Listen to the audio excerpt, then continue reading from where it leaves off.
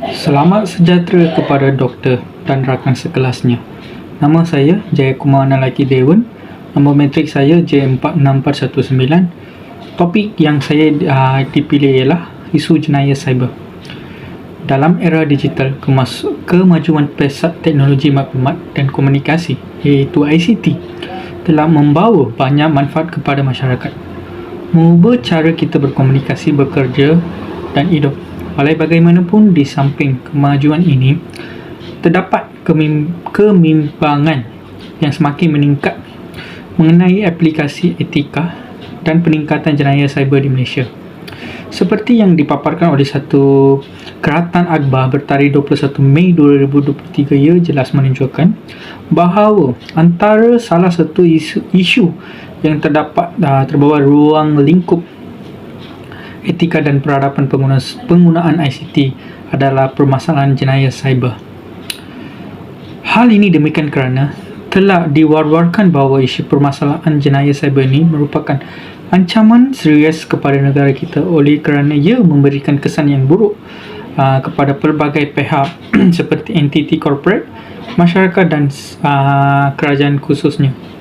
Terdapat pelbagai jenayah cyber yang berleluasa di Malaysia seperti pencurian maklumat, ketirisan maklumat, penipuan di atas talian, penyebaran pornografi dan banyak lagi. Salah satu contoh jenayah cyber yang sering berlaku di Malaysia tanpa mengira peringkat umur ialah latar belakangan ialah pancingan dan ataupun dikenal sebagai phishing yang semakin berleluasa di Malaysia dan di seluruh dunia. Okey. Pancingan data melibatkan pelaku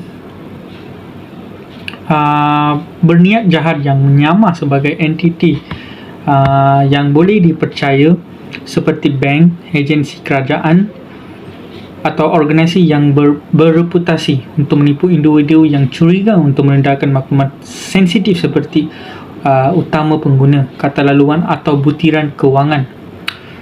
Okey, salah satu contoh jenayah cyber yang sering berlaku di Malaysia, phishing yang semakin berleluasa di Malaysia di seluruh dunia.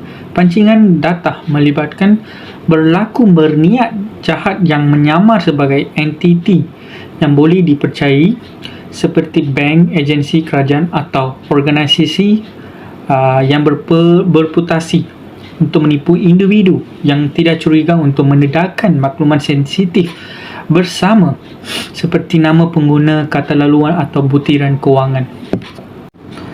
Seterusnya, isu nilai yang beretika yang akan diterapkan dalam isu jenayah cyber. Terdapat beberapa etika dan peradaban dalam penggunaan ICT yang seharusnya diterapkan oleh pengguna, terutama sekali berkaitan dengan isu jenayah cyber yang semakin berleluasa di Malaysia pada hari ini. Malaysia seperti negara-negara lain telah menyaksikan peningkatan dalam insiden jenayah cyber dalam beberapa tahun kebelakangan ini. Ini termasuk pelbagai banyak penipuan cyber, kecurian identiti, penipuan dalam talian dan buli cyber. Untuk menangani cabaran-cabaran ini adalah penting untuk mengalahkan nilai-nilai etika dan peradaban dalam penggunaan ICT. Dengan meningkatkan kesedaraan mengenai etika cyber, individu boleh didik tentang risiko dan akibat yang berkaitan dengan jenayah cyber. Etika cyber. Nilai etika berkaitan isu jenayah cyber menghayati etika cyber menghindari penyalahgunaan maklumat, menghargai hak intelek dan tingkah laku dalam talian yang bertanggungjawab. Dalam memerangi jenayah cyber adalah penting bagi individu dan organisasi untuk menginternalisasi etika ini. Sebagai contoh, dengan menahan diri daripada terlibat dalam aktiviti-aktiviti seperti pengedaman, pancingan dan atau penyebaran perisian berniat jahat, individu boleh menyumbang kepada persekitaran dalam persekitaran talian yang lebih selamat dan beretika. Di Malaysia, mempromosikan etika cyber dan memupuk budaya integriti dan tanggungjawab akhirnya mengurangkan risiko yang berkaitan dengan jenayah cyber. Selain itu, termasuk hak cipta, paten dan tanda dagangan memainkan peranan penting dalam memupuk inovasi dan kreativiti.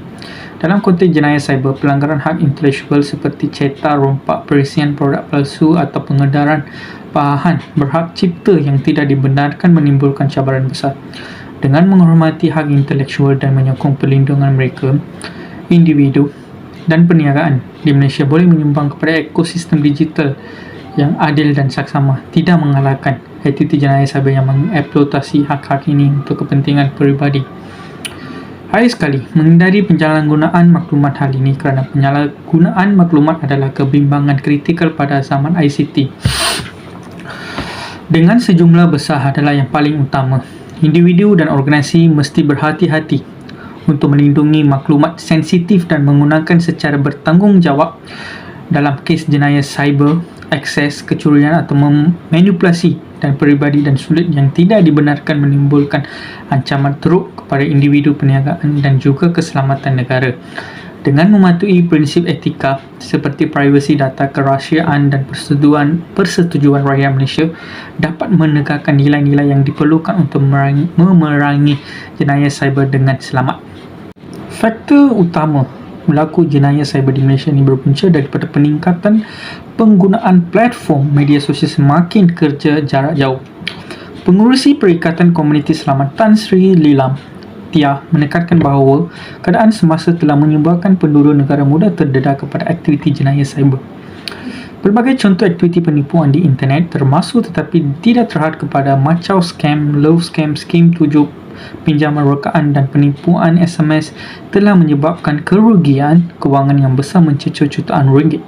Perkara ini tidak dapat disangkal memandangkan penggunaan platform media sosial di Malaysia ini sememangnya semakin berleluasa dan ini menyebabkan terdapat pihak tidak bertanggungjawab sanggup melakukan jenayah melalui platform media sosial ini dengan niat menguntungkan diri sendiri sehingga mendatangkan kesusahan kepada masyarakat dan negara.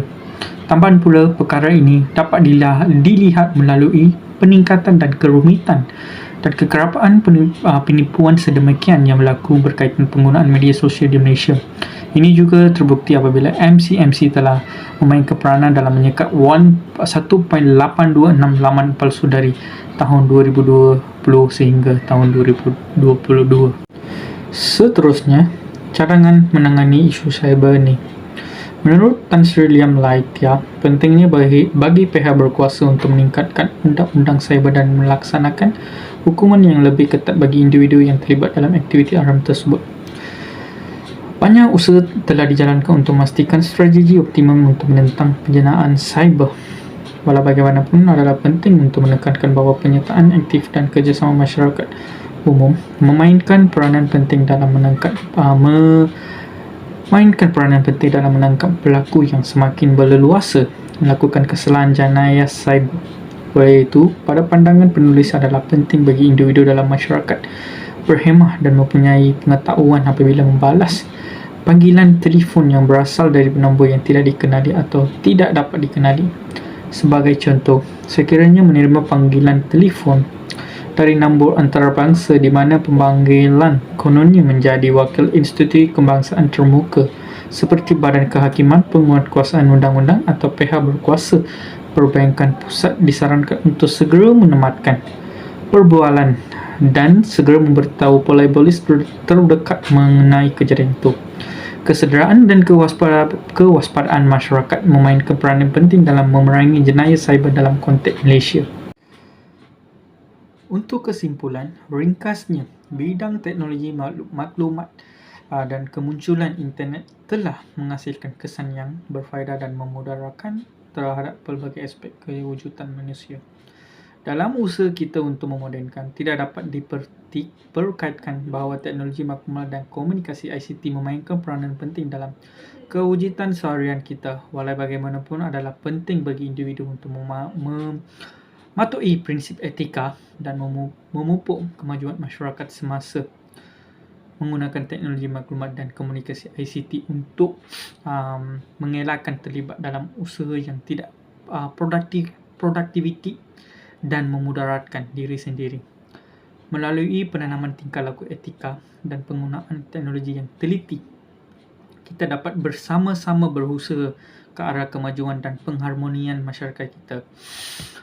Mematuhi prinsip-prinsip etika dalam bidang teknologi maklumat dan komunikasi ICT ini merupakan langkah penting dalam mengurangkan jenayah cyber dan mengalahkan penggunaan teknologi yang selamat dan bermanfaatkan untuk kemajuan masyarakat kita dan rakyatnya.